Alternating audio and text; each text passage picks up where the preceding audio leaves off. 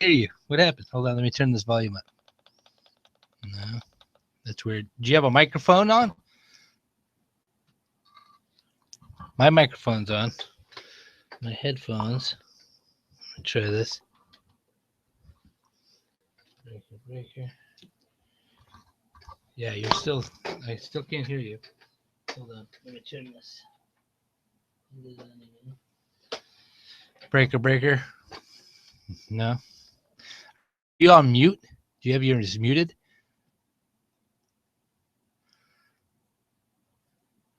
Just bandwidth. Camera not detected.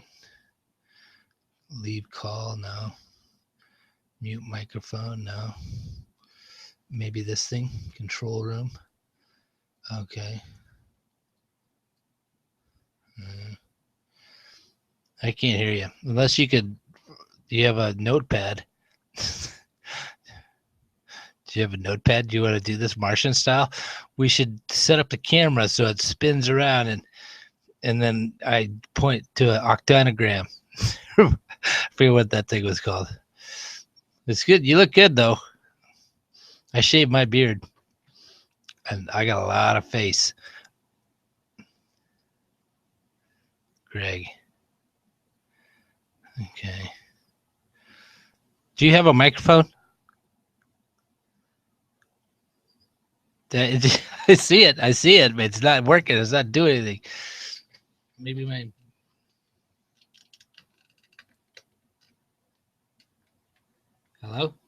Hello, breaker. It's weird. Does your volume need to be up? I don't know. How come this is complicated again? It shouldn't be complicated. We send people to the moon. Preferences, audio, sound. Okay, where is that at? Like on the main menu? Hold on, I'll try. Chat, screen share, showcase, question and answer, control room, system settings. Okay, hold on. Uh-oh. Are you there still? Uh-oh. I minimized you and I can't see you. That's kind of fun. Okay, hold on. Let's see if I can. This computer is a piece of junk. System. I don't even know where the system settings is.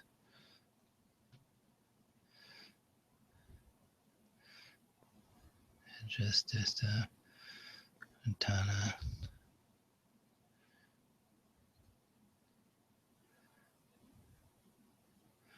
No.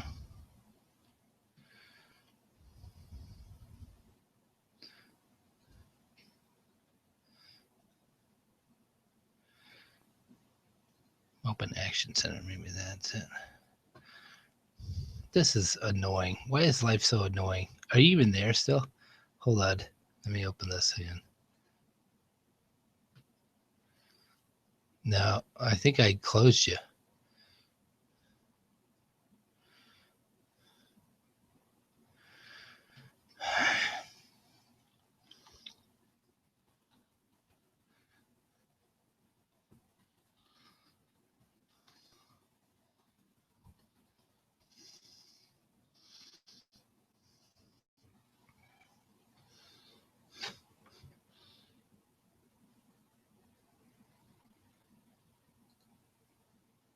Are you there?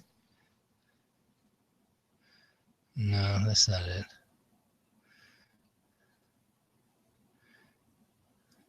How come this worked last time?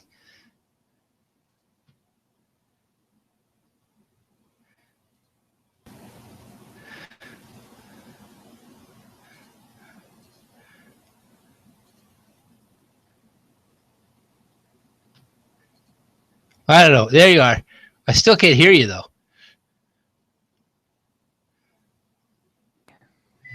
Oh, there it is. There it is. It just started working. Okay, hold on. Let me try it one more time. See if there's a difference.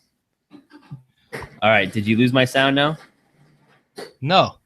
Now you can still hear me. How come I can hear you? Yeah, but I can only hear you out of my left ear, which is weird. That Usually it's is stereo. I don't care. okay. Maybe that's on my end. Maybe Oh, that's wait, my hold on. end. Maybe let's try this. Hold on. Did that solve it? Can you hear me out of both ears now? No. That's fine. I don't care. The I left have no ear's idea. fine. All right. God, That's dude. crazy. Why is this so difficult? What Every the hell? time. I don't know. The thing is, like, it's so difficult, but it would have been unfathomable 4 years ago. Yeah, I know. Remember, this is totally that Louis C.K. thing. Exactly. Like, it's going to space. Going to space. And it's not like either one of us have done a great job of keeping up on this stuff. Yeah. I can't believe you do it, man. But except you sent me that link to that podcast thing. Yeah. And it wasn't up, I don't think. Yeah, I had some kind there of a glitch weird in the virus or like a malware attack my websites, and so I'm trying to Oh get my that cleaned gosh. up. So once that gets cleaned up, God. then it'll be back on there. But I don't know. Yeah. So Yeah. I'll resend it once it's up and running again. Hopefully it's in the next day or two because we need it for some other stuff too. And it's just frustrating, but there's not much I can do about it at this point other than just keep telling the people who fix that stuff, I'm sorry, I'm sorry, I'm sorry, and then give them a bunch of money. So that's kind of how that works. That's cool. Yeah. Hey, so we'll dive into it in a couple of seconds. Abby just got home from dropping the kids off at school, so I'll let her walk by. Tell her she's awesome. She's awesome, man. Jason says you're awesome. Hi, Jason. Yep. Right back at you. She said right back at you. It'd be probably weird. How about, I haven't thought through my top five. Maybe Abby's my top five.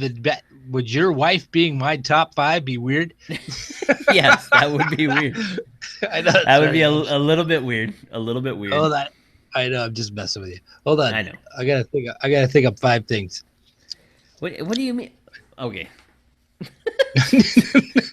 When you I've been texted me sick. yesterday to say, "Are we doing this?" What did you do Yeah, yeah. after that? Did you just I immediately was stop sick. thinking about it? This is the first time I'm out of the house. It's crazy.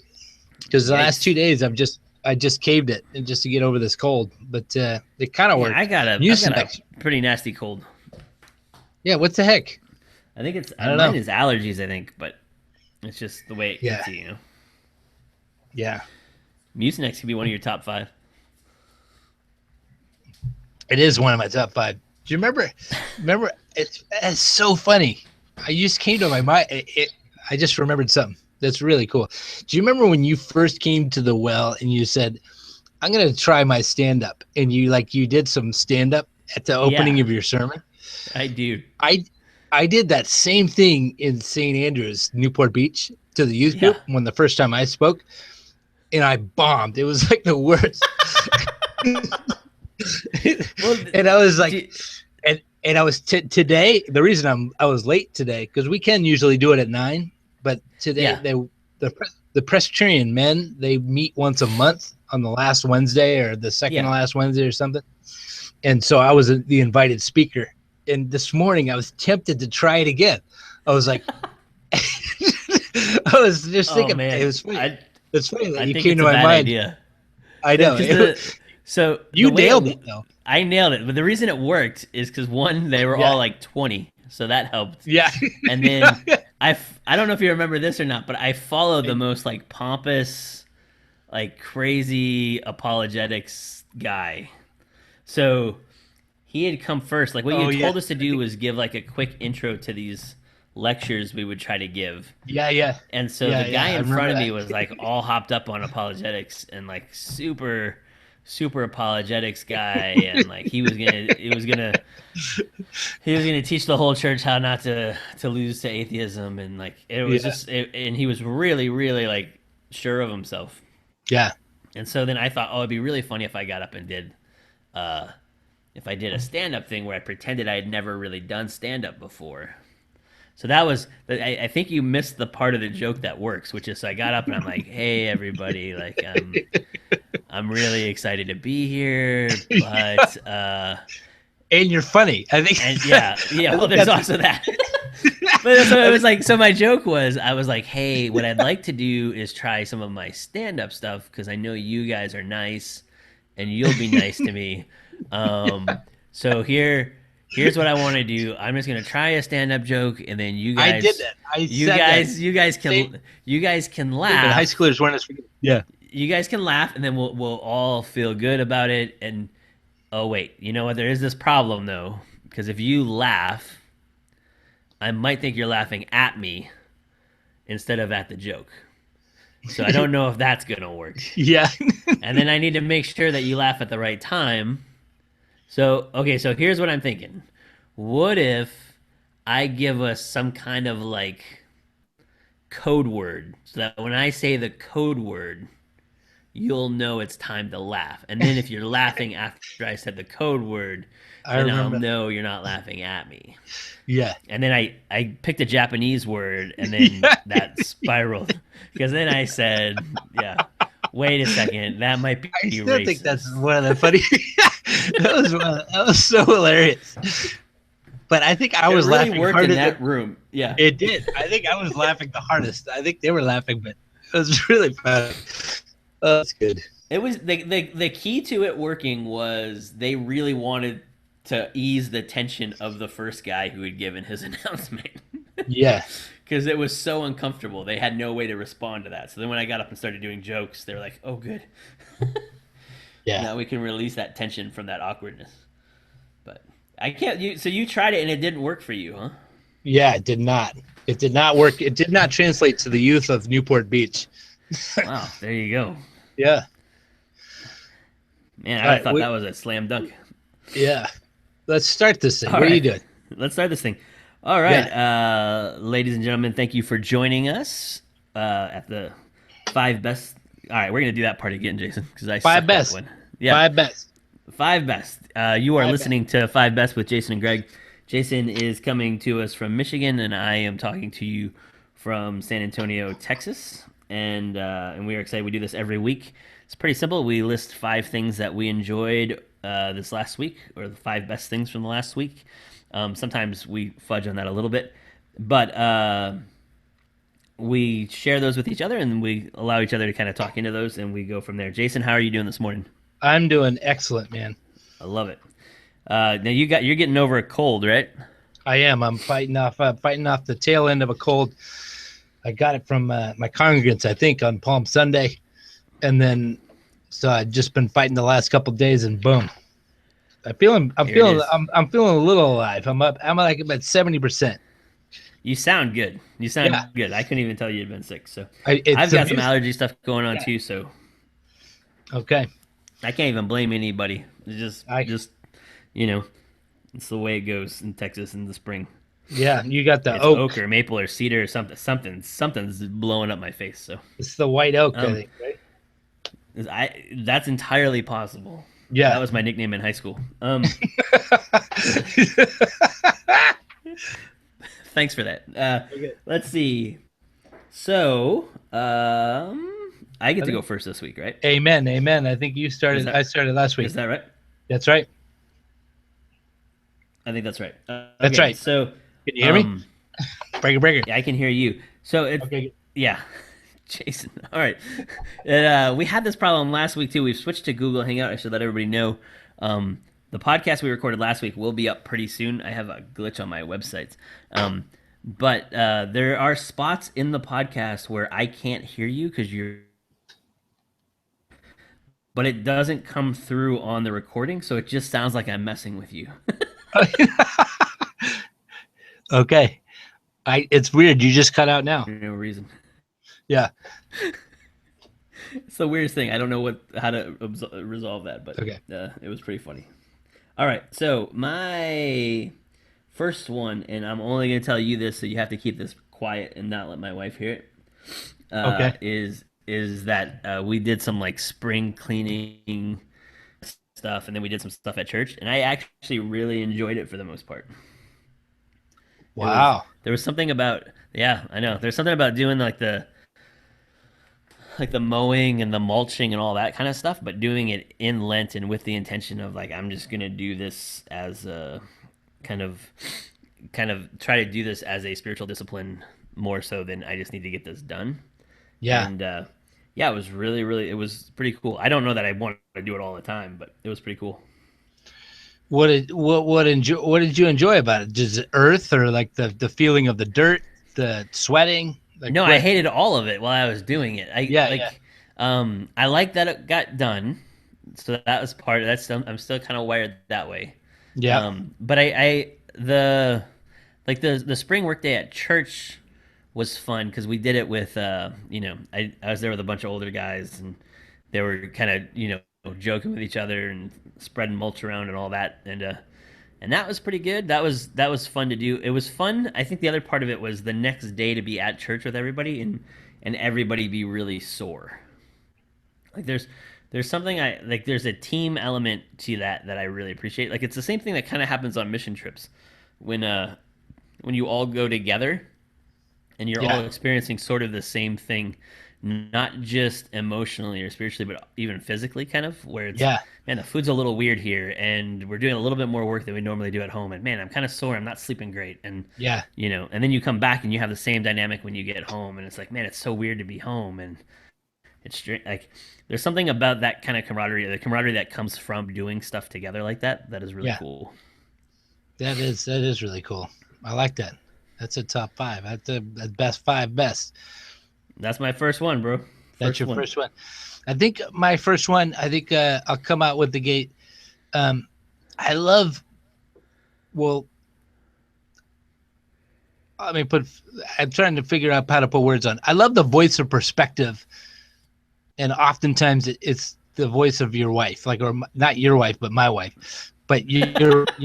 I know it's the same with you because I know Abby and I know Malia, but the voice of perspective of just reminding that it speaks into the chaos and kind of when I don't know if you struggle with this, but sometimes I get so focused and I get so intense and intensely like intentional um, that the voice of perspective saves the day. And that happened to me earlier last week, and I was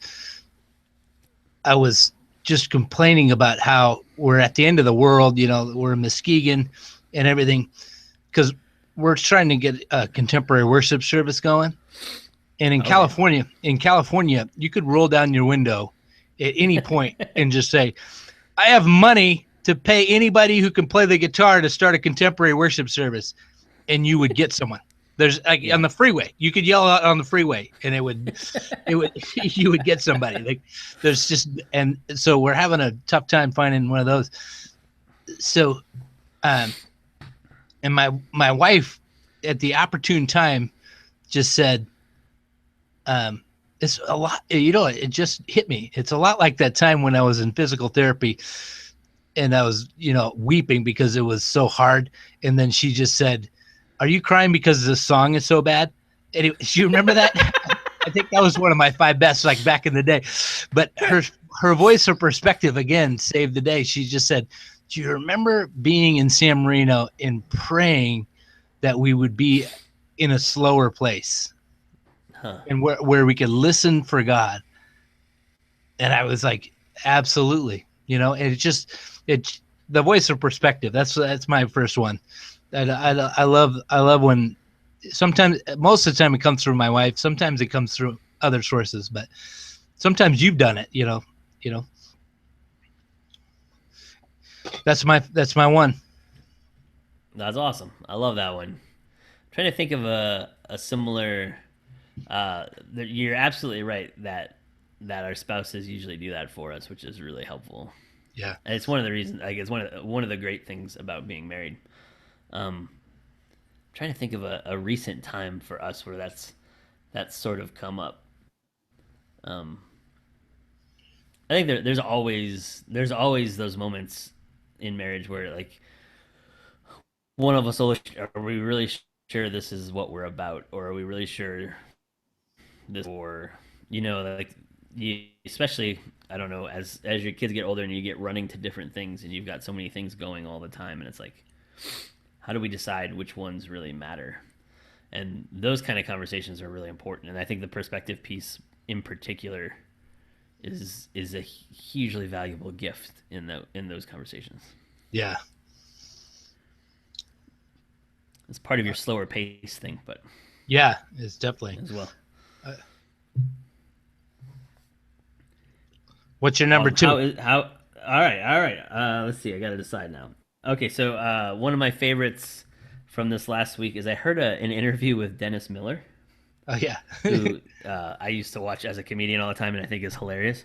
Yeah. But he had this quote about Twitter, which was, "Never have lives less lived been more chronicled."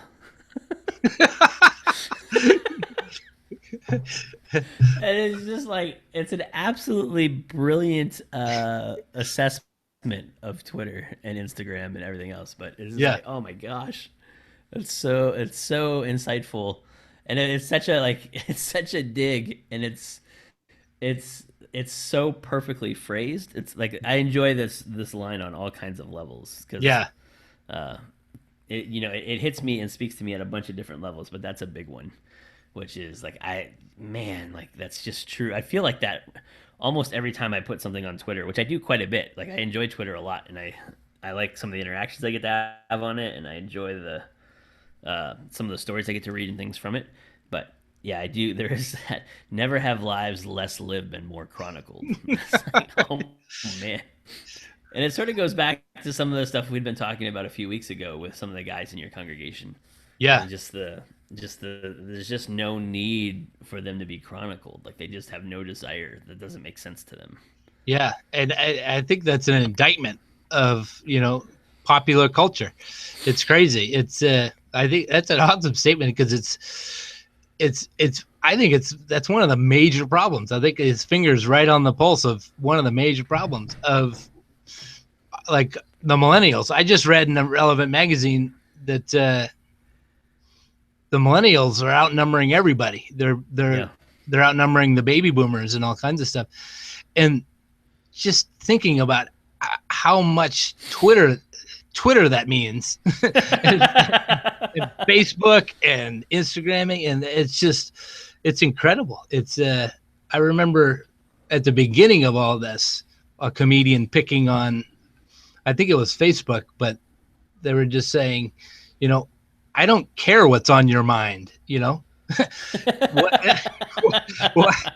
why would I care what's on your mind, and I think it's a weird age we're living in, where everybody, and I know Jack White, he noticed a couple, I think it was 2 years ago or a year ago, he was playing a concert, and I forget where it was, but he saw all the phones that were out recording the concert, and he said, I don't think they're even experiencing this concert. Yeah. They're watching the concert through their phones, and they're missing the concert. So he banned phones from his concert. He just says, you gotta keep your phones off and keep them away. I don't want pictures. I want you to experience this stuff. I think there's going to be a greater call to that, a greater need for a call to that. I think we as pastors especially need to be consistently. I think that has to be consistently part of our messages of getting away from the cyber to the real.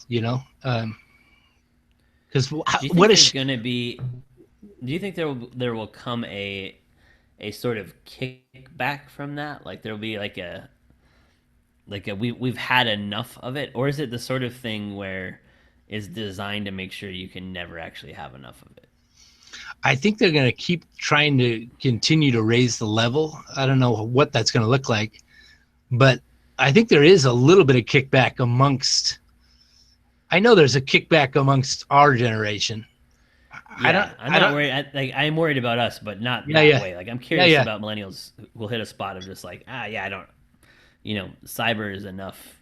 Like, There's Yeah. the virtual reality stuff coming out looks really interesting. I was talking to a Mhm. buddy about this yesterday, who's more into all of that, and he said that's the next huge game changer. Like some of the stuff they're doing on like Samsung and PlayStation and some of that stuff. Like he said, it's just it's you totally disengage from the world, and it's like Yeah, that's terrifying in some ways. it is. It is terrifying. It is. Um, but I don't know. I'm the eternal optimist. I think people will always know the real and want it more than the fake, or the imagined, I Yeah, think I think if there is going to be a lashback, I think it'll mean a revival in the church. I believe, you know.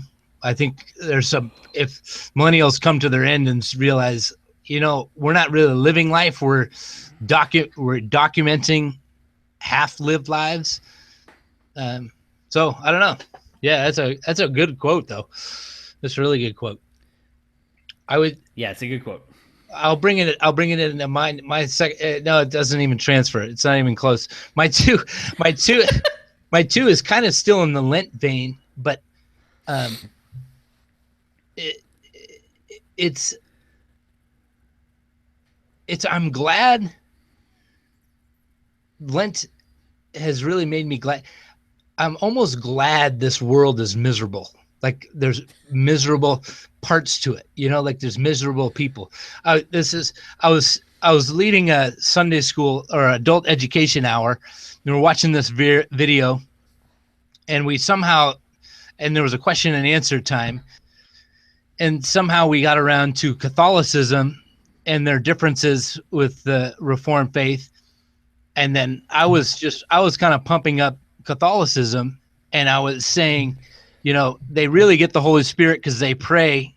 They mention the Holy Spirit every time they pray, and then they get Mary.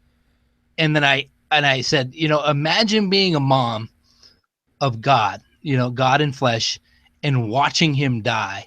And as I said that, I locked eyes with a woman from my congregation who lost her son 5 years ago to melanoma. And I was like, and I finished with the sentence, "What a hero."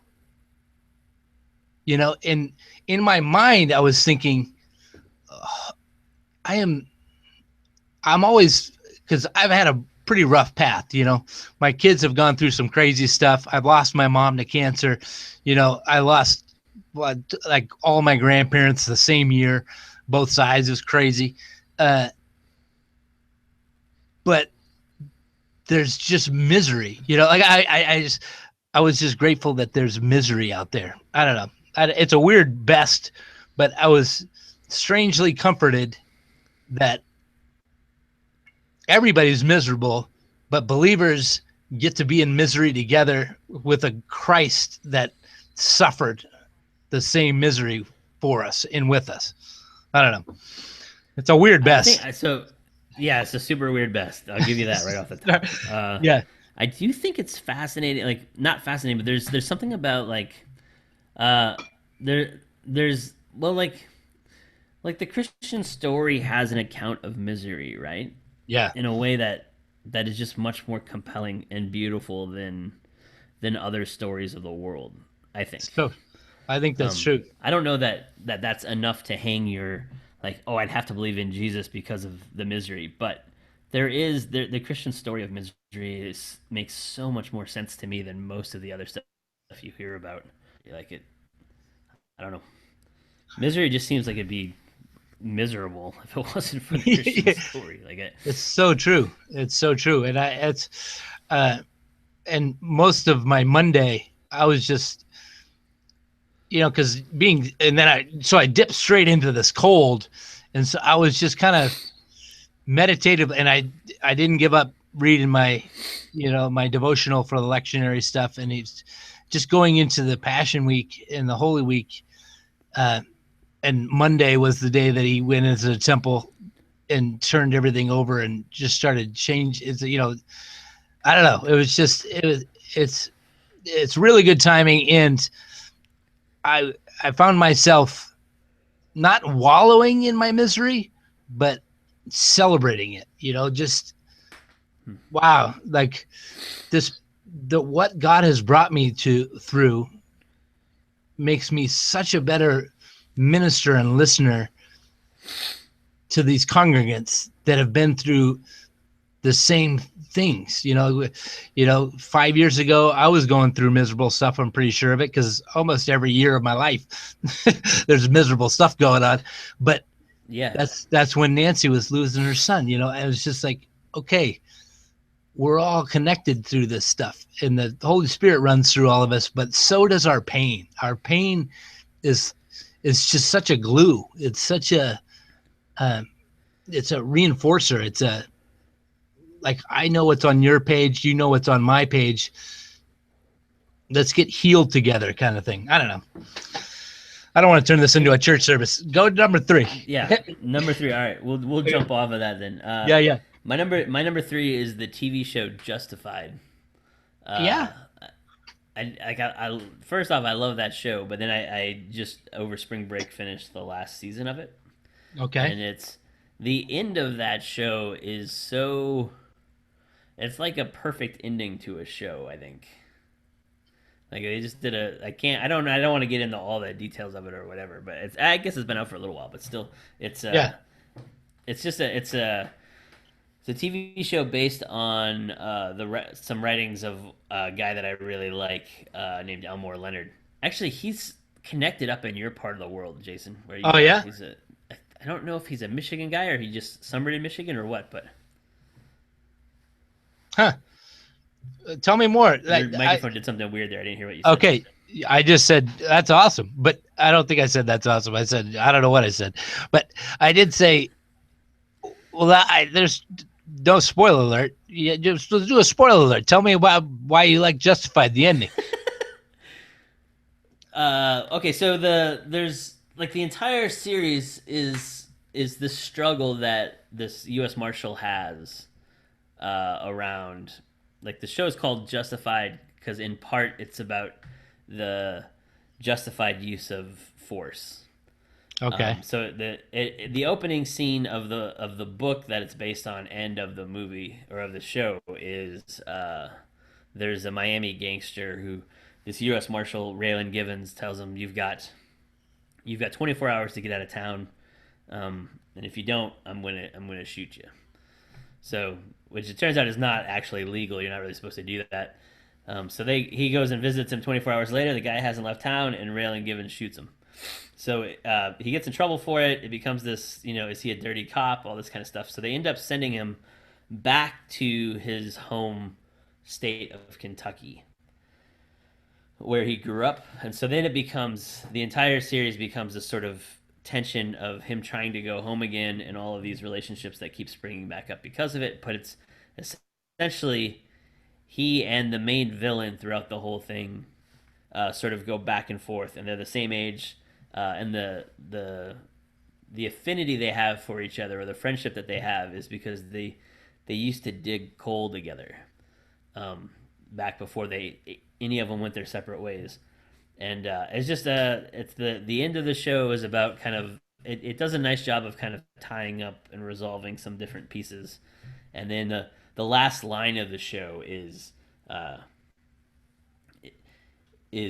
both of them coming to acknowledge that the reason they can't quite hate or kill the other one, because they both had chances all the way along, is because they used to dig coal together. And the dynamic of that and of friendship, and I don't know, it's an awesome, it's a spectacularly good show. Like, it's well acted and directed and written and all that. But I thought that was a really cool, poignant moment at the end of the series that was just like, oh, I like that. Like, I wish most series had like one of those scenes that you could kind of bank on and be like, that's what the show is about. But the show did a really nice job of that. I dig it when people tell a story with a singular focus, with like a many complex branches kind of popping off it. Yeah. But that sounds, it reminds me of that Bruce Springsteen song. It's on Nebraska. I forget the name of the song, but it's the song about the two cop brothers, or the two brothers. And it ends with, there's a line in it that says, because a man who turns his back on his family, well, he just ain't no good. Like there's two brothers, and one of them goes off to war. One of them goes off to war, and the other ends up marrying the childhood sweetheart.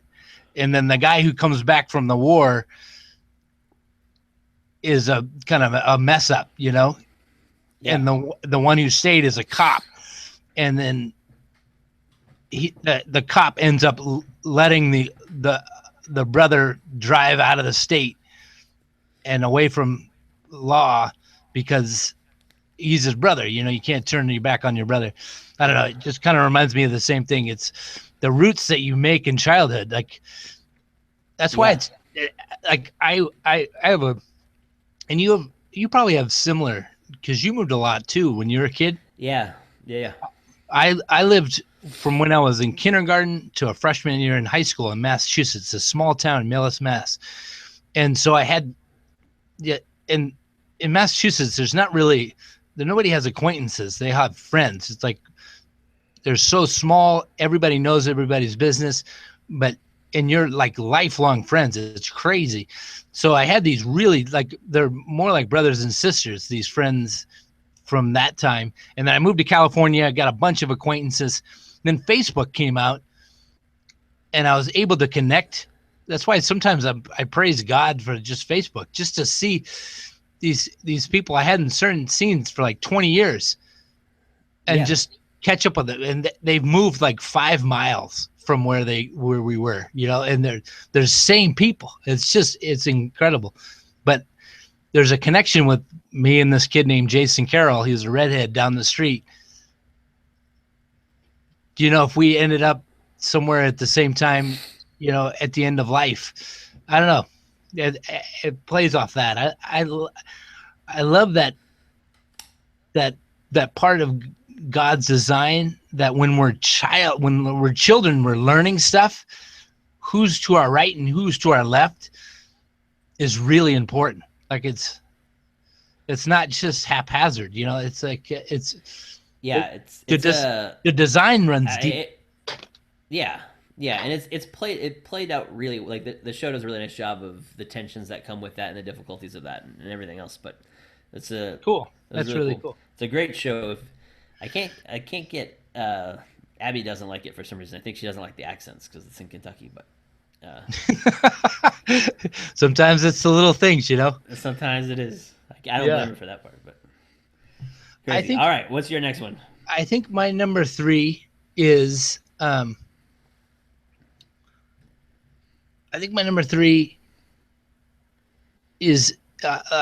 having trouble distinguishing between my third and my fourth. I think I'll go with my third first, or because I haven't done my fourth yet. But my third is probably an Relevant magazine, and I don't know. So I have debate right there with whether we're supposed to be relevant as Christians and stuff like that. But sometimes I think they hit the nail on the head, and their way of dealing with gun control was just to have a page, maybe a couple pages, I don't remember. In the latest issue, it's either 1 or 2 pages of just quotes of what people think of it, you know, pros and cons. And it's just, I think I'm really impressed by A, they're not trying to answer anything. B, I think that is the best way to be relevant, is to bring up all sides of the issue and prayerfully think about stuff, you know? So I think my number 3 is good job, Relevant magazine, especially on this gun control issue. I really like that they didn't really do an article about it. They just, our friend Phil Majorans would always say, I love Switchfoot because that guy raises the right questions, you know? Yeah. And I agree with that. And I think sometimes the great question is, and we've talked about this at length, but sometimes the great question is better than the great answer. But that's my number 3 is Relevant magazine coming through and just raising the issue. I haven't seen it yet. I have to pick that one up. Yeah. Maybe I'll mail it to you. I don't know if it's worth mailing. Yeah.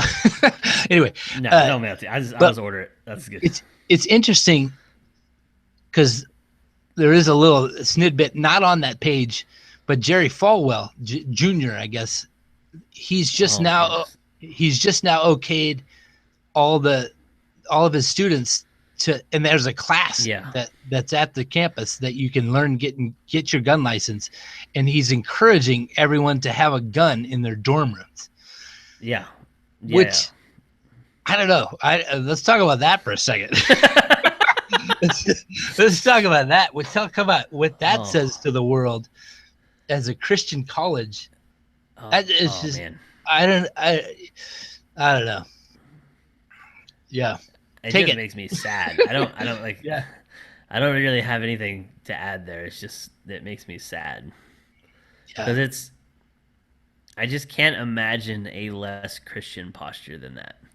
And I get like, man, I get some of the fear, right, and some of the desire there, but just I don't like it when Christian universities have like fences around them. Yeah. Let alone let's have all students carry weapons. Yeah, it reminds me of I think you told me about it. There's a bumper sticker out there that says, I'm a Christian, but I always lock my car. So remember Something like that, yeah. Yeah, I think you brought that up. It's that same mentality. I have a trouble with locking the church, like. Yeah. I get why most cathedrals are never locked. Yep. But I don't know. It's really hard. I don't like when that one. I mean, I just that level of operating out of fear is something I try to always avoid because of the gospel. Yeah. Like I'm just not sure that we get to say we really trust Jesus and we want to have our concealed handgun to make sure of it. I'm just like I don't know. And that's like I have buddies who have concealed handgun carries and all of that, and there is something like there is a legitimate like in some ways of like, hey, this is how I want to protect the people around me, and this is how I want to care for my family. And it's like I sort of get that, sort of. Yeah. But the step from that to let's have every 19-year-old on campus have a gun seems like a huge mistake to me. But yeah. Yeah, that's right. I made it into my 5 best, but the I want to bring it back to the relevant, and then you take I think it's your 4th, but the 4th, the relevant magazine. Good job. Way to just raise the question. Don't give us any answers. I like that. Force us to sit with it a little bit. Yeah. All right. Well, my 4th one is actually sort of in line with that to some degree. Neat. I read a really good article on Trump in the last week or two here that I wanted to draw attention to because I'll see if I can sort of summarize the guy's point. But it's essentially this that when we talk about why he is so popular or why people would still vote for him or whatever, like the only like the dominant narrative that's existed in the media and in kind of social media and in conversations has been, well, it's because everybody's racist. Either racist or really dumb, right? Like it's that kind of combination. Yeah. Which like I get on a certain level, but whenever there's like one dominant narrative like that and I know who it's against, I always feel a little sketchy. So yeah, in this case, that dominant narrative is that, well, the reason Trump is winning the upper Midwest and these Rust Belt states is because he's super racist and these people are really dumb. And it's like, well, I come from a state like that, right? And you live in a state like that, and that's not true. Yeah. Like it's just not the reality. And it doesn't mean that there's no racism there at all or anything like that. It's just that's not like they would never vote for a guy just because he was racist. Like that like and it's not that they're dumb because they're not dumb. So so what is it that he's tapping into that's compelling? And that's this article by Thomas Frank in the Guardian. Thomas Frank in the Guardian, which is a British paper. He argues that that Trump is actually tapping into the way, the kind of the feeling and the ethos of the Midwest and Rust Belt states of losing. That every trade agreement that the U.S. has made in the last 30 years has hurt the U.S. Yeah. and has hurt U.S. workers and industrial workers in particular. And it's not just trade, right? It's not just the trade agreements. There's some other factors too, like the move towards digital stuff and the move towards electronics, and there's some other, like the world's just changing, like that's also happening. But at the same time, uh, car companies are closing and plants are closing, and and when you have states like Michigan and Wisconsin and places like that where all of this stuff is happening, or Yeah. Indiana is a big one.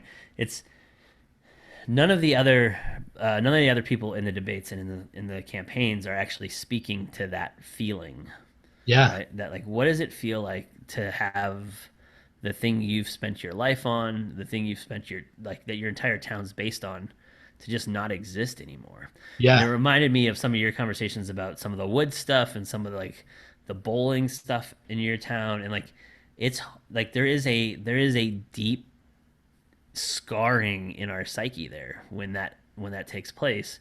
And for Trump to come in and say these guys all get it wrong all the time, they're terrible at business, I'm really good at business, and we're not going to lose any more of these trade agreements. Well, that has nothing to do with race, right? That's not. Yeah. But that's compelling in a certain way. It's like, man, yeah, I would love. You're telling me if we have better trade agreements, our town might come back. Like we might, Yeah. we might be able to keep our kids at home instead of having them all leave somewhere else. We might, all of these kinds of things. Like it's, I don't know. There's, I guess the bigger thing, and you and I have talked about this one before, is I have this bias towards the kind of the outlier story or the Yeah. underdog story, or like the everybody's going one direction. I'm really intrigued by the people going the other direction. Yeah. And so this article by Thomas Frank was really interesting to me because it's every other narrative is going one way, and Thomas Frank goes, "Hey guys, there's this really rational reason on this other side that nobody's talked about yet," and it's like, "Oh yeah, that's way better. That makes way more sense out of where I'm from and the people I actually know who might vote for Trump." You know what I mean? Yeah. I think that's an, thanks for sharing that one. Everyone's, yeah, I'm still glad you're my friend. I'm still glad we know each other, because I'm honestly getting down in this and wrestling with it and thinking through. And I think that's the first logical explanation and not knee jerk explanation That's right. that I've heard. I'm going to go read that article. That's exciting, because I think if that's, there's no other way to explain it, because they aren't racist. Like I'm around these Midwesterners all the time. They're the most loving and accepting people I've ever seen. There's no, like, I'm coming from LA into Muskegon, and the racial conflict in LA was extremely high. Yeah. There's just Yeah. so many races living together that they kind of hate each other, and there's just something's about to happen. Always you have this feeling of, oh my gosh, something bad's about to happen, and then you come out here, and there's every race, creed, and color. And granted, there's less. There's a few. There's less overall people. Yeah, yeah. But I just got a call yesterday.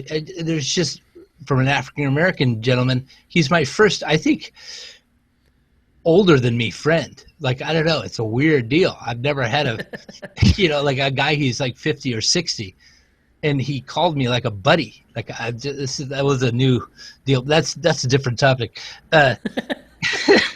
Rabbit. No, squirrel. That's what it is.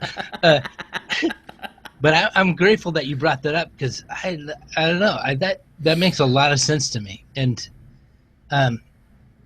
whereas you're attracted to kind of the people going against the stream, I'm usually attracted to the mainstream after everybody's left it. Like, I was into Michael Jackson when he came out with Dangerous. Everybody had left him after after Bad, but I was really into him after Dangerous, and I was like a super fan of Michael Jackson. And so these political races, I'm always behind. Oh, I'm my always but this will be good for me to kind of catch up and figure out. That's an awesome explanation, because I think people, I think that's the kind of the worst people Jason, can. did you cut off there for a second? Yeah, that was No, weird. yeah. Are you there? One of the worst feelings Yeah. that people can have is feeling like a loser Yeah.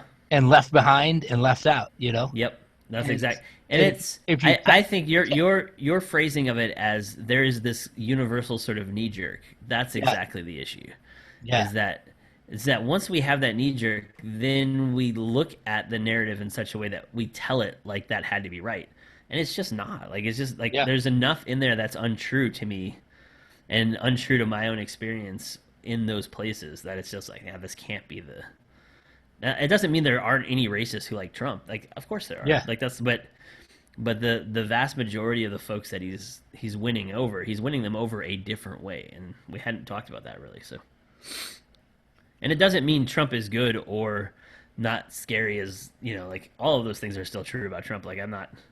This isn't a pro-Trump podcast or anything like that. It's just I want to at least make sure that we're dealing with what we should actually be dealing with, and not some weird knee-jerk, crazy stories that may or may not. You know what I mean? Like it doesn't actually account for the reality on the ground.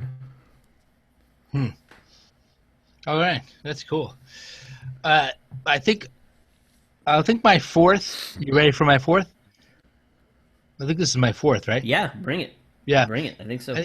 My fourth, and this is going to come out of left field, but is Ariana Grande. Oh my god. Yeah, I kind of gave you a warning, but it's a snippet. Yeah, you did. Well, first of all, I backtrack a little bit, because you know that I gave up for Lent listening to secular music, and I'm listening to worship. Yeah, you did. I'm just listening to worship and all my Christian hardcore stuff, and that's been awesome. But it's really, it's actually, it's interesting. It's Mao has a book. Richard Mao, ex-president of Fuller, has a book called "He Shines in All That's Fair," and he writes a lot about how good is of God. God shines in a home run. God shines like in goodness. Like you can worship it in the goodness that he's made. And Ariana Grande, she played on Saturday Night Live a couple weeks ago, I think. She was the host and the musician. I don't know if it was. Yeah, she was great. Yeah. And so when she did this bit where she impersonated all these old female singers like Mariah Carey and like Shakira, and she did Celine Dion and Celine Dion. I don't know if you caught that, but it honestly, it was just the weirdest thing in the world, but it brought tears to my eyes. I was crying because God is so good with that. No one can. Her voice is phenomenal. I was totally blown away. Her first song was good. Her second song, C-, whatever. But that sketch, just that sketch alone, my giving up secular music has actually, it's heightened my worship, but it's also heightened my antennas for looking for the good in the secular. It doesn't matter who made it. God, there's no doubt in my mind that God made Ariana Grande sound like that.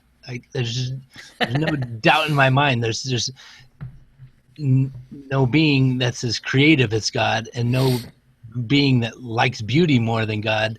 It was a cool worship experience. Even just listening to Ariana Grande sing Mariah Carey's song, and anyway. yeah. So that's not Mariah Carey, right? Yeah. That's No, what that was was Whitney Houston. That's Whitney Houston. Sorry, That's Whitney Houston. But yeah. when the tears are flowing, you don't care. It's a great, I just love her so much. Great example. Yeah.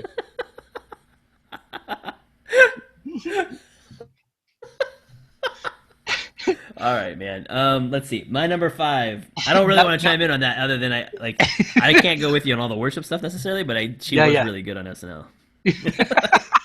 That part's she was. If you haven't watched that SNL, it's a really good SNL.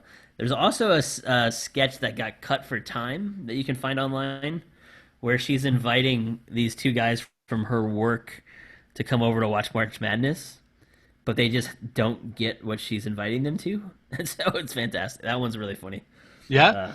as Okay. well. I didn't even As check somebody who that. communicates with other people, and you tell them something, and you're like, "Man, that did not come back at all the way I said it."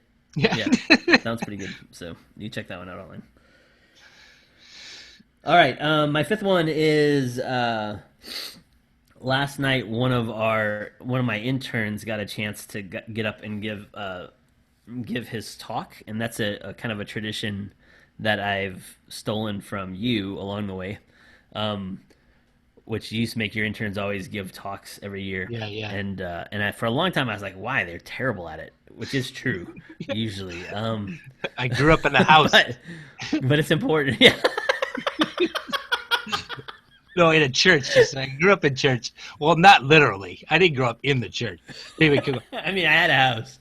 Yeah, yeah. Oh, I love that little BB. Oh man. Oh, you keep But going. so, Sorry.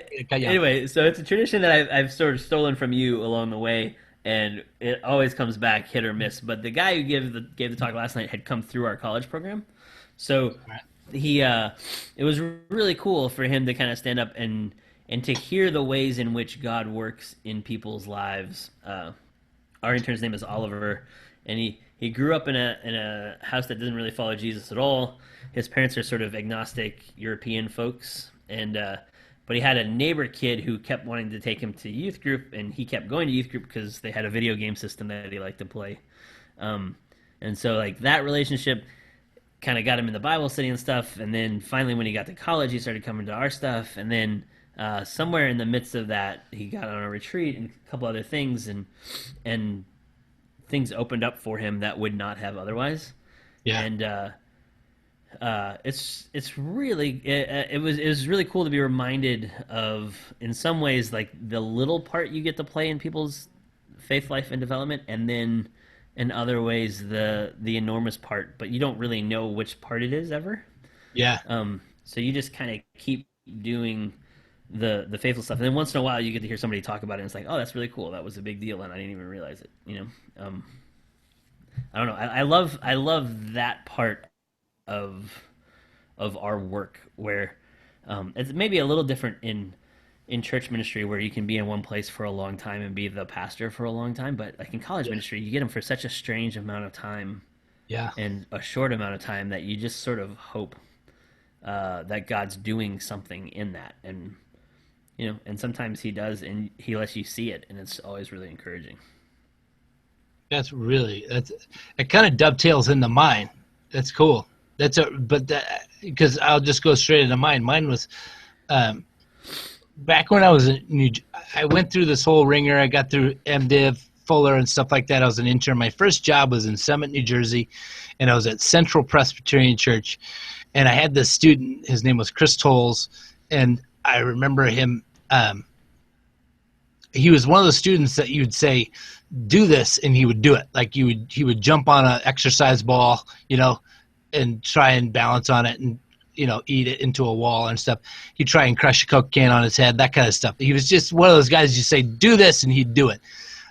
Later, I went to San Antonio, met up with Greg, and not knowing that I had any impact on this Chris Tolles at all. Then I did his wedding, and then they just had their first kid this last week, and I just brought back pictures. He was there when Zeke was, because we had Zeke, and then we moved like 2 or 3 weeks after. Yeah.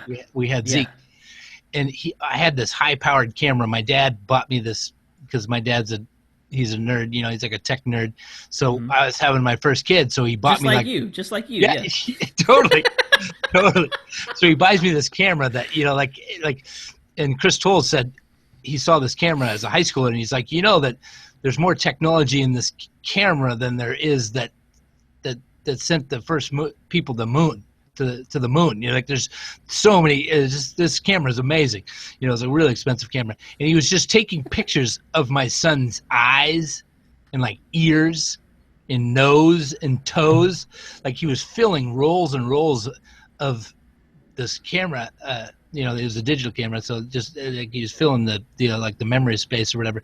Just all these intricate pictures, and I remember him just celebrating my son's birth along with me. And I was too young to really realize that I was still kind of in the scarcity model that if I'm celebrating my kid's birth, you can't be. And now looking back, I missed out on his celebrating, and I was just, I don't know. It was an interesting thing to have full circle to me texting him, "Congratulations, man! Your son is beautiful." Yeah. It was amazing. That's super cool. Yeah, but it goes along with it. My fifth best is just that part of the job that you don't know how it's going to turn out, but then when the fruit comes back and it far supersedes it, it blows your mind. God used you in Oscar, is that his name? Oliver. God used you in Oliver's, in a way that you didn't expect, you didn't see. Yeah, we had that same experience when we went to Kyle's wedding. That's what I felt like. When we were at Kyle Gillespie's, do you remember I don't know, I kind of had that similar experience because I knew I kind of just look back on this time hanging out with Kyle Gillespie. We were hanging out with a soccer player, he was so quiet and he would do stuff and we were like, oh, that's cool. But he brought us back, and we were there at his wedding, and I was just like, man, he really sees us as his older brothers in the Lord, and he really listened to some of that stuff, and that's cool. It's terrifying. Yeah, it is terrifying. It's always there's a bad side of this coin too. There's some kids that come back and say stuff that you're like, oh my gosh, that's what you remember. Yeah, exactly. Really, you cling to that as your gospel? Okay, that's we gotta redo some stuff. That's what you heard, huh? Yeah. Crazy. Jason, as always, it's been great to talk to you, man. Yeah, me too. I'm back at you, and I'll see you next week. Or I'll hear you next week. Great. If next hopefully. Week, next week I'll have a camera. Get a camera. I'm gonna get a and then camera. I'll get to see you maybe. Yeah. Awesome. This if has you been are 5 listening best. to this and you enjoy this has been Five five best. best. 5 best with Subscribe Jason. to it. Great. Tell your friends about it. Sing it shout it from the someplace rooftops very, the way very high. Jason does. Very, very high. Yeah, very high. All right, we'll talk to you guys next week. Woo! All right. Hey, talk to you we later. gotta get your Wi-Fi fixed. Hey, What's wrong with my Wi-Fi? I think the signal's not strong. I think it's really strong. It looks like it's strong. Yeah, there's a few times today, especially where it cuts in and out a little bit. I think that's what it was doing last week too. Now it might be my end. I might need to get mine fixed. No, So I'll look at mine too, but we my both phone- just need to check it out because it's when you get excited or get moving around. I think is when it starts to cut out on you. yeah. Which is, Maybe it's this mic which cord. is a lot. Yeah. I don't think. It's Woo! Woo! I don't think it's the mic. All right. All right, man. Have you got We'll get dates you for next me week. yet? When are you getting Hey. dates? Oh no, I'll talk to Abby today and I'll find out. And then Okay. let's Let's shoot for 9. Let's do 9 next week. 9 my time or 9 your time. Let's do What 9 time my is it? time, which is 10 your time. Okay. Let's do that. Is that right? Okay, That's perfect. All right, we'll do it that way. See you All right. next week. 10. See you next week. Bye. Yep. Peace.